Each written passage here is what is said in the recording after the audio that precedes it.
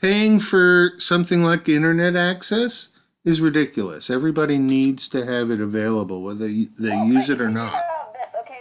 When they first established the electrical companies, right? Here we go. Here goes that sovereign common law against Admiralty Corporation law. But when they established electricity back in the day, it was called, public electricity, public works. And it belonged to the people, and people did not pay for it. So every year they corporatize our power, especially electricity. So kerosene and stuff like that you had to pay for, because they use that original and lightings and, keeping the house warm and stuff like that. But then once it started going to electricity, it became like public works. And the same thing with, what were we talking about? There was another thing in our reality that we also we didn't have to pay for. Well, water we didn't have to pay for at all. Yeah, water, but the fact that we don't get clean water and clean air, and those are services provided, and now we're paying for bad water and bad air, that doesn't jive. And in fact, the whole system that we have needs a stand down and to be looked at, and to have everybody participating in how to bring it up equitably. Oh yeah, good luck with that. Well, there's a lot of classifications of the everybody. There's so many people who are part of the everybody who could care less or who are out for themselves, that we really need to allow things to fall apart and then see what's left and put them back together, because any compromise to bringing part of this system forward isn't going to work. So, my teacher, Bobido, who died, he passed in June 2016, and he was Native, and he was a medicine man, elder, and he was awesome. And what he said over and over and over again, and I talked to him about things, he said, regardless of how things are going to go down, they're going to go down, he said. Regardless if the earth is destroyed, we have or not, has to do, with the individual person and how things are going to change. And he said, you can do this the hard way. He goes, because it's going to happen. It's happening. He goes, so you can either do it the hard way or you can do it the easy way. The easy way is change now and participate. For him, it was about going out and doing the ceremonies to release the energies on the land and in the water that were also part of holding us captive, because these energies, had infiltrated through everything. But he was right. He said if this planet flips over, and destroys itself, it's going to be because of the people and because of all the negative energy and everything that's happened and how people have participated in it. And that will cause the negative stuff, the negative side of the change. He said, but you don't have to go that route. You could start changing now. You could start changing yourself. You could start changing how you deal with your environment and how you deal with your own mind, and you deal with a lot of these different things. And so we could easily, if enough of us wanted a clean world or a good world, enough of us could step out and actually, build groups and collaborate on how to force change in their area and change what's there. I mean, active. Yeah, but effective groups don't. Think about how many people are out of work. You can take this on as a job. Are you going to get paid? No, but what else are you doing? Watching the TV and being hypnotized? So, but the thing is the problem is not enough people are so fixated on the money. They're so fixated on how they should look. If I see, I can't watch TV anymore because everybody on TV is so sick. So check this out. So, I mean, this is the whole deal. So I used to love Rachel Ray. She used to be this cute, young, early up-and-coming chef. she did 30-minute meals for moms and stuff like that. And I don't know how old she is. She's got to be like my age now, probably. Anyway, I saw her the other day, well, for a couple of days, because I went into the house to get some stuff and come back out, and they're watching Rachel Ray like midday. And she looks terrible. She looks like she's a raging alcoholic now. She looks really, really bad. She looks kind of gray, which is not a good indication in shamanism because the energy's not good. It means the body's dying. But the other part that's really shocking about the whole thing is she wears a t-shirt every day with the one eye on it. And I noticed that because that one day she had a shirt kind of covering it up, and I thought, that's kind of weird. And then the next day, you could totally see it. And so she has a shirt every day she was wearing that had one eye on it, you know, the New World Order or the Eye of Horus or whatever you want to call it. Yeah, the symbology. And I thought, well, that's why she's sick, is because they have, you know, complete and total, you know. And so all that money she makes, she is giving her soul for. She literally is giving her soul for, and she's living a horrible, horrible life. And so people are fixated on this whole money, you know, and then there's all these women that have injections in their lips. Oh my God. The plastic surgery, like facelifts and stuff. I'm 50 now, and I see more and more lines, and, you know, it's something that you have to, you know, embrace, I think. You know, I've let my hair go gray. You know, eventually it'll be white hair because I've had gray since I was young. But I don't want to be poked and prodded and stabbed and lifted and, you know, all those things. Because I just don't want to have to even, number one, spend the money, go through the pain and torture of whatever else it's going to be. And so, but people want that. You know, people want to wear the same clothes. You know, I can tell people's financial status these days more so than ever of the type of clothing they're wearing. I mean, you've got these guys who look good, they're buffed and stuff, but they're dressed kind of in gangster. You know, I know what class they're coming from and what kind of statement they're trying to make. You know, so you can always tell by these trends, and these trends, like, identify who you are. And you're never going to be able, you know, if you're trying to, like, look rich, so you got your fake, you know, your fake sunglasses that look like, you know, a Hollywood guy that wears a $2,000 pair of sunglasses. And plus, this is the other thing, too, people out there, is all the Hollywood people and all wealthy people never pay for anything. Yeah, I noticed that. They want, they get it for free. If they want a Mercedes-Benz, Mercedes will give them one for free because Mercedes wants them to drive around in it. So the thing is like, that's why the rich get richer, is because you get to a certain point where you don't pay for things anymore. Right. So it's like you're never going to get there, right? You're never going to become that. And then you're faking yourself out to be a fake one of them. You know, got the sunglasses that looks like these sunglasses, and I got these shoes, and I got all this other stuff. You know, go out of the box. I mean, run around naked. Naked is better than wearing a certain kind of style that is culturally labeling you. And when you wake up to that, you start to see it. I dated a guy who was a white collar blue blood, like the real deal. And he had a thing about clothing. Like, he wanted nice, good designer clothing, but he did not like labels on his clothing because he called it advertising. And this was like 25 years ago.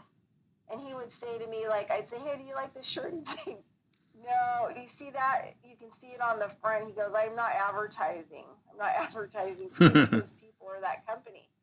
And I thought, you know, it's pretty interesting that here this guy comes from, like, you know, one of the top rich families in America. His, you know, great-grandmother or whatever came off the Mayflower and was a total aristocrat from, you know, England. Anyway, but I thought it was interesting how he didn't want to advertise all these trends and stuff. And it's like, they can identify us, the wealthy, the people who are in control, the people who are making all the money off of us being enslaved. and they know exactly who we are by how we're dressed, you know, and how we present ourselves. And then they know exactly when you've gone rogue. When you don't shower that much anymore, you kind of live a nomadic life. You kind of go from one place to another. You live by choice. You live in your car by choice. I mean, I kind of live in my car by choice. That's the way I look at it. Yeah, I have done that already too. But one of the things I noticed is that if you shower 2-3 times a day and always use soap and shampoos and perfumes and stuff like that, you're taking off whole layers of healthy stuff that really is necessary. Yeah, and you're sterilizing yourself so that the things that are probiotic and live that you don't ever get. It's one of those things where overcare really does more damage than undercare sometimes. Yeah, this is a really good story where I actually found biodynamic composting and stuff and kind of really started to understand alchemy, right? And that any person can make alchemy from anything that you can find, you know, on the land. So, but anyway, so I was on this farm, and I've always been pretty healthy and always been dirty and kissing frogs and, you know, sniffing dog bud and, you know, sticking my arm down cow parts. And if it has to be done, it has to be done. There's no reason to gross out over things that are just dirty. Yeah. Oh, and you know what? When I was taking care of, before I was going to become a medical doctor, I did where I took care of the health care for quads and paraplegics. And, you know, in all quads, you have to put a glove all the way up your arm, and you have to put KY jelly on your arm, basically, and you have to stick it all, you know, like your hand and arm quite far up there, and there are the muscles up there, and then what happens is that you expand your hand, and you'll feel like the colon, you know, tighten and release, and then it finally releases, and then you actually literally scoop the poop out of the people's, you know, bungholios. Yep. And that's how they crap every day, because otherwise they can't crap because none of their muscles work. So, you know, I've had a lot of intense jobs, and I've done a lot of different kinds of medical stuff. I've done home health care. So I've done a lot of gross stuff. But anyway, I don't consider farming gross, but some people do, because so we had on this farm that I was on, we had you know, like 8 turkeys, full-grown turkeys. We had you know, we had, I don't know, like 30 Muskogee ducks, and we ate a lot of these animals, and we also had CSA, so people could buy them when we did slaughters. We had, like, I don't know, 15 sheep, and we would do the yearlings, you know, butcher the yearlings, and then what else did we have? We had fryers. Fryers can be a little bit gross. I mean, our fryers went outside, but they, you know, grow fully in 6 weeks, and so the inside of their house at night, so you can keep them warm and everything, can get really disgusting. It's better to have soil and stuff to scoop the poop out of and create compost out of it to keep their pens clean. Houses and buildings and wood are kind of tough with wood floors. It's pretty gross, and they're pretty hard to clean, and it's not good for the animals, you know. So, and then we also had, let's see, we had a 5-acre parcel that when I got there, we turned fallow. And then we developed another 5-acre parcel with all kinds of spring, you know, crops. And then we had 3 other, like, 5 and 10-acre parcels. And this was down in Mendocino and Noya Harbor. This was, I was down there the year before Fukushima. So I was lucky that I got this education before Fukushima hit. Then I left the farm to go move back to Reno so that I could commute back and forth for a year to take a whole bunch of courses at Rudolph Steiner College, where I took biodynamics, phenomenology, nutrition, and a whole bunch of bees and blah, blah, blah, blah, blah, blah, blah. Took a whole bunch of courses for a year. Anyway, so I've always kind of, I think, been a little bit more bacteria rich because I grew up kind of off farm animals and stuff, eating stuff like that. And I just try to eat a lot of probiotic type stuff. I just try to stay healthy. Yeah, And diet is so I didn't have, important. yeah, so I didn't have any problems with being on the farm at all. I did have, once I started getting there, I started getting an upgrade in my bacteria, and I had the worst farts. Oh my God. And I was eating really spicy foods, kimchi and stuff like homegrown with all this bacteria. And so I was on fire for about 7 days. I mean, people literally did not want to work with me at the farm because I couldn't hold them in, and the bacteria was changing in my body. And they literally, even if you were standing outside, they would kill. They could kill people. So that was about all that happened, was just like a little bit of an upgrade. But we had a guy that came for a 2-month summer program, and he actually had he had his first year as a freshman at Virginia Tech when they had the shooting there, and he was a big advocate. Had even gone and his college people, you know, he was one of them. They had even gone to like Congress and spoke to Congress about banning, you know, guns and gun confiscation across the United States. And so when he got to us, you know, he freaked out because, you know, we had guns on the property. Because sometimes you do. You got a mountain lion, you know, attacking your sheep. You're standing out there, you know, you can get mauled. You better have a gun. You know, there's serious stuff that can happen.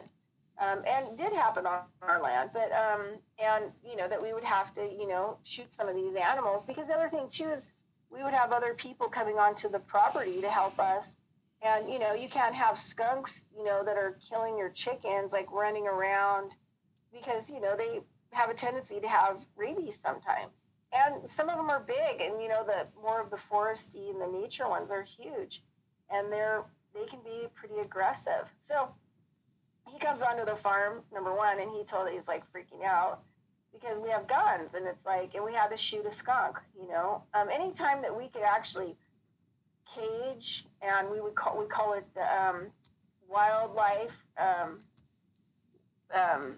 Relocation. You know, relocation, we would, you know, any kind of, like, we had a badger that was really bad and dangerous. No, we do that all the time. Him more up into the forest. And the other thing too is it was better up there because there was like more of the foliage that they needed, and there was a whole river up there. So where we located them was like a way better environment for them in the long term than where they were, where we were at, down kind of, you know, outside of the city. So anyway, so this guy comes, you know, he was young, and so he was freaking out about the guns. He didn't really like the guns because of the trauma, post-traumatic stress disorder from Virginia Tech. And then he decided that, you know, I don't know what he was going to do. He thought he could come there and do whatever he kind of wanted to. He was going to be getting his long-term degree as an astrophysicist, I think, or some kind of, yeah, like a NASA physicist and an astro, maybe, I don't know. So anyway, so he thought he could just work on the fermentations and make fermentations. The farmer was like, no, you know, you're going to be here for 2 months. You got to help out. Everybody has to help on the property. So I was helping him. He was helping me clean the sheep pen. And the sheep pen had, you know, when I had been on the property for about 2 months at that time, and I was still cleaning a lot of the pens because the farmer had been alone all this time, and he had way too much on his hands. So I was cleaning out the sheep pen at the time that he got there, and literally it took me, by myself, 3 weeks. Would have taken me 3 weeks to dig out all the straw and hay with the sheep pee and poop. It's their night pen out. I mean, it was like probably, you know, 4 feet deep, compacted, and then wheelbarrow it up a hill into this compost pile, right? Because we were composting it. And so he started to help me do that. And once you start lifting it up, there's all kinds of bugs and stuff, and flies. It starts getting really crazy. So we would use limestone, or not limestone, but limestone. You just like lime. And we would, calcium we sprinkle it on hydroxide. the ground because it's high in calcium, and so it neutralizes acid, just like Right. in the body. You need to neutralize your acid, or you get disease and inflammation, and you die. The land is the same way. So it started neutralizing it right away, but he couldn't shovel and the smell. He couldn't deal with the smell. And so I had him wheelbarrowing the wheelbarrows up and back, and then, I would do the fill, the clean and fill. Anyway, we would tell him that, you need to kind of shower every couple of days, but whatever is exposed to the environment, especially animal fecal matter, you need to take a scrub brush, which is in the bathroom, with soap, and scrub your fingernails and around your cuticles. And you need to wash your arms and hands a couple times a day, and, your face and head, and just for fungus and dust and stuff like that. We even said, you might want to try and use a neti pot to clean out your sinuses, sometimes too.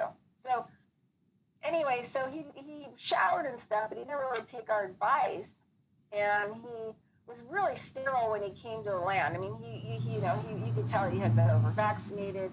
I mean, he was really smart. Even though he was young, he really probably hadn't done a whole lot of physical labor in his life, and just a lot of things. And he was like 20, I think, because I don't think he was old enough to drink. Anyway, maybe 21 at the oldest. So within like a week of, being on the farm, 2 weeks, he started getting a really bad respiratory infection, right? And he was having a really hard time breathing. I mean, he even was in bed like, 3 or 4 days. And when you're on a farm and you're moving ahead with a whole bunch of labor, you can't have people down and out, I mean, you get days off, but if you're going to have workers and you're going to be feeding them and you're supporting these people, you really need them, to be working, not in bed for 4 or 5 days. So anyway, he gets better to where he can come out and start helping, but he's still coughing. And mind you, this is in the summer, all right? So he gets this respiratory infection. He's having a hard time. We're giving all kinds of stuff, supplements and different things, and a lot of probiotic and stuff. So then about 2 weeks after that, he shows me this thing, and he had his thumb, and it had built up a massive infection because he had gotten he'd been helping me with the sheep poop and the shoveling and all that stuff, and managing, a lot of the animals and stuff, and he wasn't cleaning his fingernails very well. So it had built up and somehow got underneath his fingernail and cuticle, and he had this huge infection. I mean, it was huge. It must have killed. It must have just pulsed because it was big. And so the farmer said, I said, well, what are you doing for that? And he said, well, the farmer has me soaking it in salt and water and stuff like that until it breaks open. And I said, well, that, because I have this medical training, and I have wilderness medicine and stuff like that. And I said, well, that is at the point where you're going to redline, you don't have a choice to actually fix that here. I have to take you right now to the hospital. And the farmer and his wife were mad and all this other stuff. And I said, well, this is part of, maybe taking, an application about if people have had experiences on farms and had exposure to some of this stuff, this bacteria and, different stuff on the farm, and not intaking people who've had no experience who could get really sick from it, And it could take them forever to build an immune system towards it. Anyway, so I ended up having to take him to the hospital because it was bad. And I was really worried that he was going to have blood poisoning. It just wasn't good. So I have to take him in, and the poor guy's never really had surgery or anything like that. And so he's awake. They take this huge needle and they inject it to numb the finger. They inject it in several places in the thumb. And he literally passed out onto the floor. We had to pick him back up. And then they, lacerate it open, and then so that it can, drain. And then they had to give him some serious shots of penicillin and stuff because it was bad.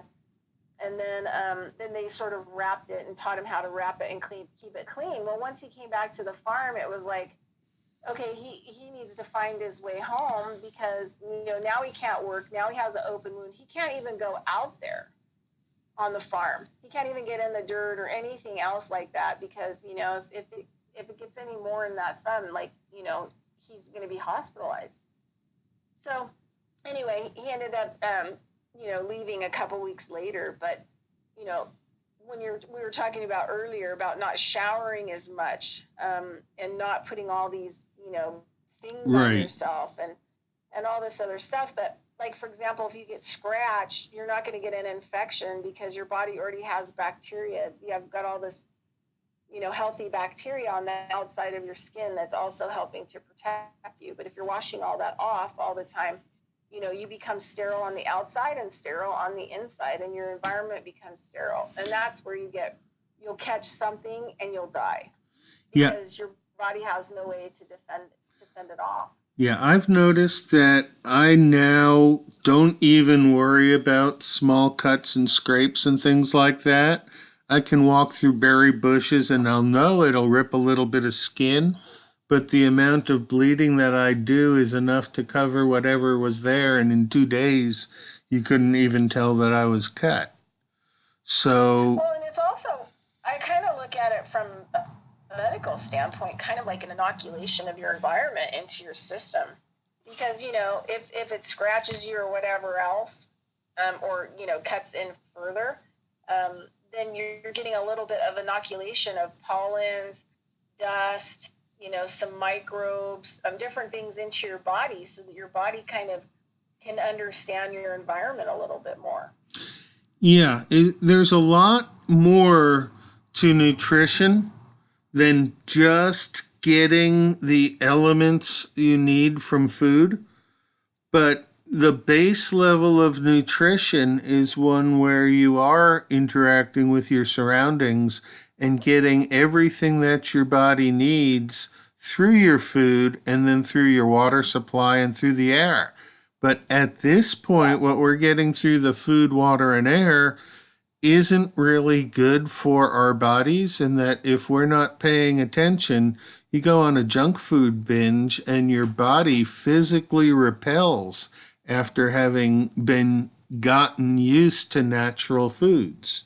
So it's real important that once you start eating good food, organic is a term that has been commandeered by the USDA, and what organic means and what it means to people who use the term in relation to food are completely different things. And as a chemist, organic chemistry is all the process of life and body and everything.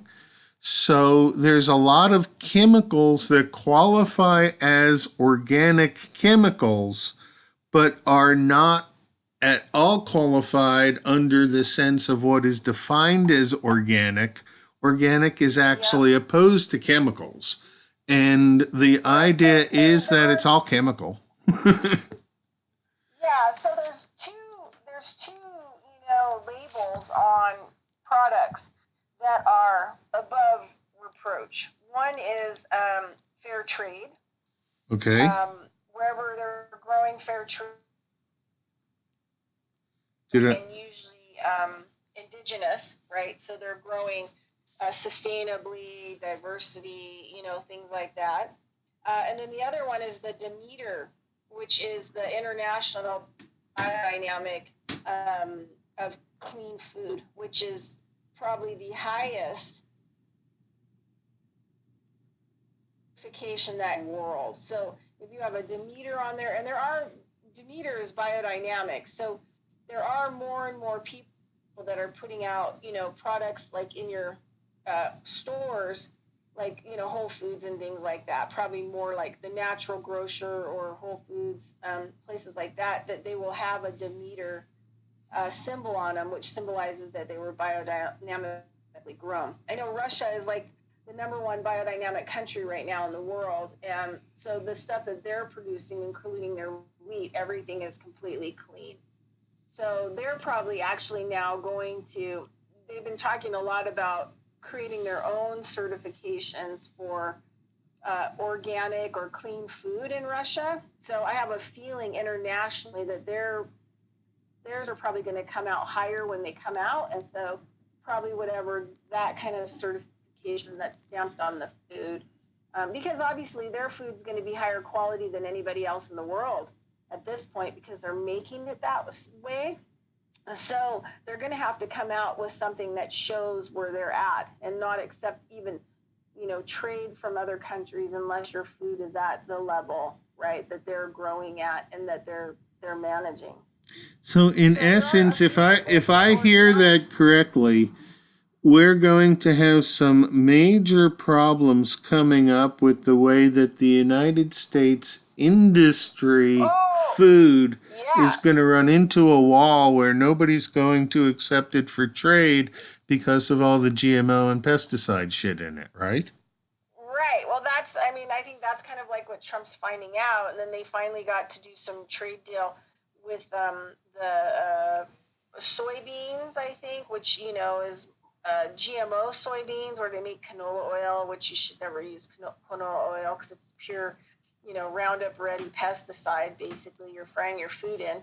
But no products, from that soy. But yeah, I think there's 17 countries or something like that have banned GMO, and that's why a lot of them have banned free trade. So this is the problem. This is where all these trade agreements and stuff are coming from. Nobody wants to do free trade, which means we can't shove all of our, because now in India, I think like most people, all they get is canola oil. Back in the day, they used to make their own peanut oil to fry their foods and stuff in India and cook with, and ghee, that's clarified butter. But over time, because of free trade, they got stuck with canola oil or soybeans to be made into canola oil, which really changed their diet and their health. Has made them sick. And so now they don't want anything to do with any of the American type food. And so each country is I think rid of it more and more. Would you take a moment to specifically tell the listeners the difference between free trade and fair trade so that they walk away understanding both terms and how they're not swappable? Because a lot of people don't get that. It goes to common sovereign law, fair trade, or admiralty corporation law, free trade.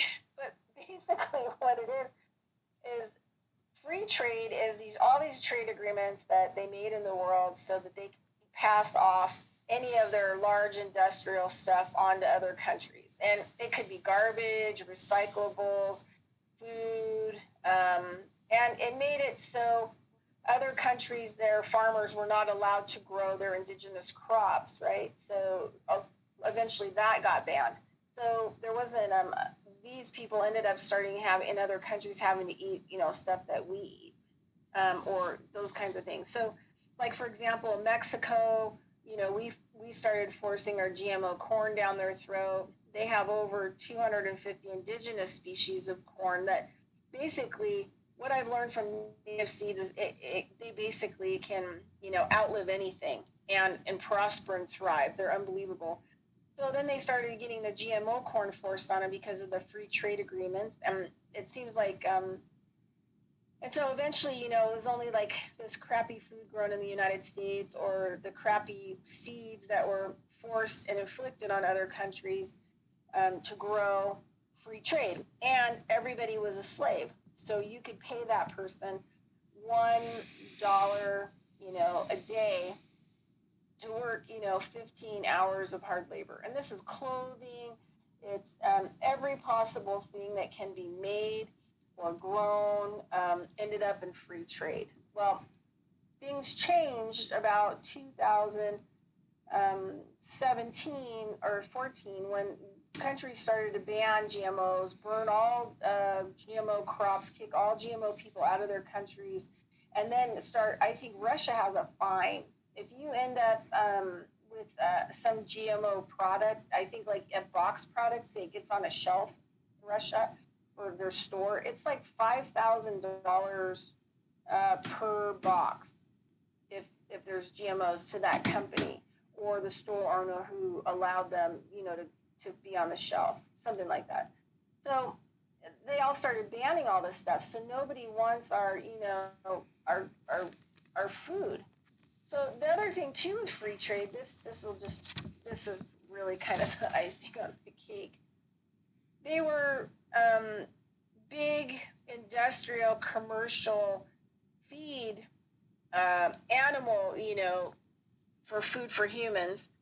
They were shipping huge cargo ships of live animals from the U.S. to another country, say China, to be slaughtered and butchered and packaged and then resent out to other countries. So you would have, 30,000 sheep, 20,000 pigs all live on a ship for days on end to get to whatever port of whatever country through free trade was going to actually do the slaughter of the animals. Now, think about, number one, how horrible that is for the animal and how many of them were dead long before, which made the other ones diseased, right? And they're in their own poop and pee for days on end. And industrial farming, they're in their poop and pee all day long. They don't, there's no grass or field or, they're held indoors sometimes. They're in small pens and cages. And go online and look at what they do to pigs. I mean, your heart will break and you'll never eat a pig ever again.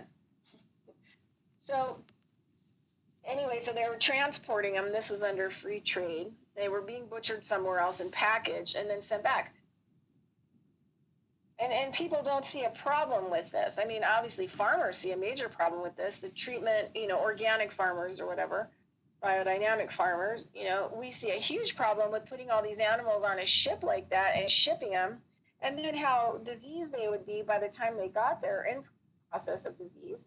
And then on top of it, then they're taken somewhere else, and who's overwatching, how these animals are being slaughtered? What kind of cleanliness is being observed? Obviously, if the USDA can't lower their standards for slaughter, they got to people got to ship all these animals somewhere else to get the cheaper rate of that person slaughtering those animals in a slaughterhouse, say in China, where they're getting, maybe $5 a day for 12 hours of slaughtering. So we don't even know if it's clean or not, right? Right. And what kind of outfit it's in. And then it's transported again, and then it's cut up again, and then it's put into packaging. And then anything that comes into the U.S., I've got an argument with somebody about this, but this is the fact. Anything that comes into the U.S. from outside the country either gets majorly radiated, right? So it doesn't matter if it's like somebody sending you shirts or whatever else. It gets majorly radiated to kill any bugs or anything in it, and also so they can look in there. And then a lot of times they will fumigate it, everything, especially food, with formaldehyde. It's been gassed with formaldehyde. So then once they bring the packaged meat back across the border, the government radiates the crap out of it to see what's in a whole cargo container, right?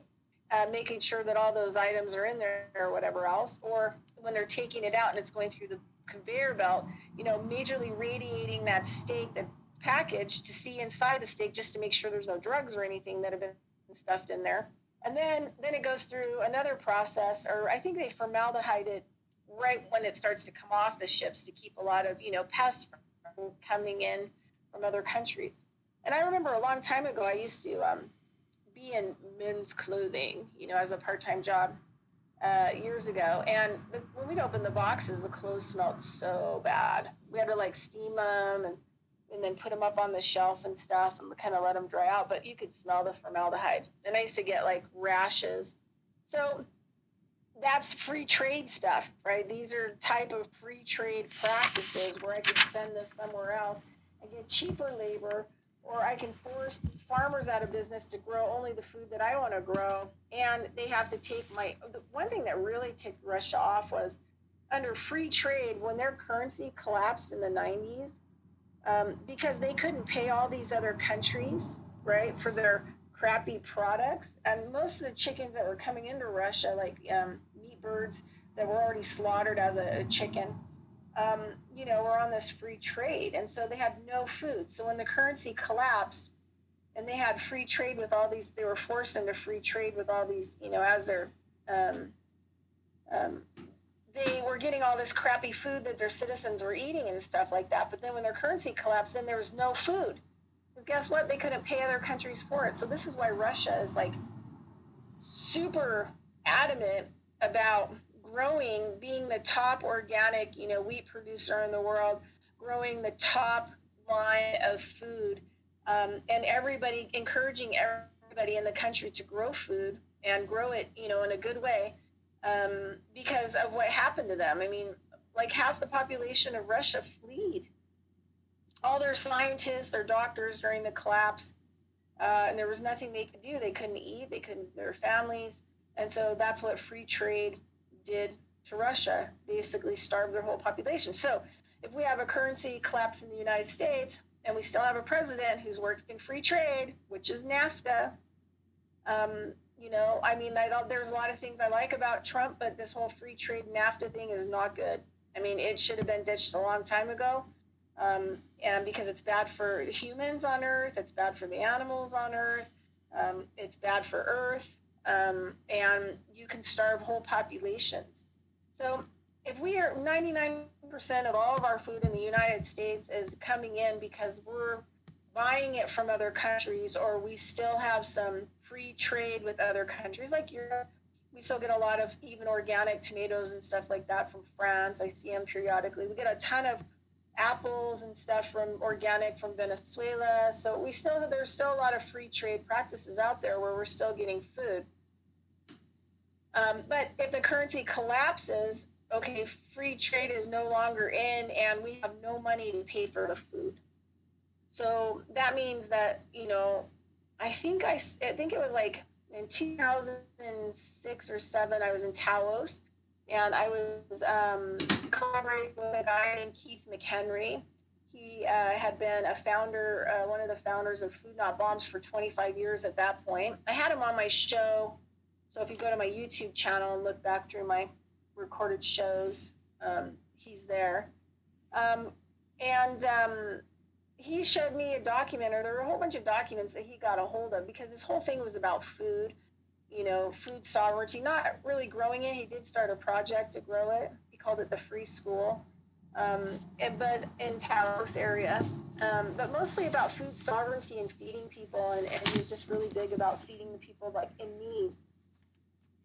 Anyway, so I saw this document, and I can't remember like all the details. So some of it is, so I think it may have come from Harvard, and there were 2 major doctorates on it, and they both were like, political economics, historical economics. They had kind of like these side. So it was a submitted scientific paper. Yeah, and it was done for the U.S. government, and I think it was done like the late 90s or something like that.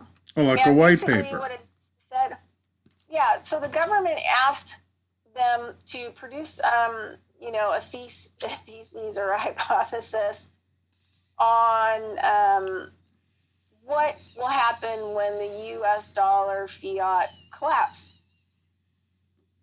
So they took it really seriously. They got paid for it. They got a big grant or, whatever, paid for it. So they worked on it, I don't know, for I think like 5 years. And then the finished product was basically something like, as soon as the fiat dollar, they took into account all the systems in the system, right? They looked at everything. They looked at history. They looked at the present moment. They looked at, jobs and employment. They looked at how many people are growing food, how much food we get in, blah, blah, blah, blah.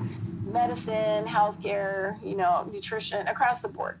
So basically the outcome of it is that as soon as the currency collapsed, like a huge amount of people, within 30 days, I think something like a quarter of the population of the United States would die within 30 days. Mm-hmm. And a lot of it was due to starvation. And then they said within 6 months, maybe half of the population would die due to starvation, would be dead. And then they said it would take 15 years to minimally recover. And so these are things that people, you know, the average everyday person isn't privy to. Not only that, but they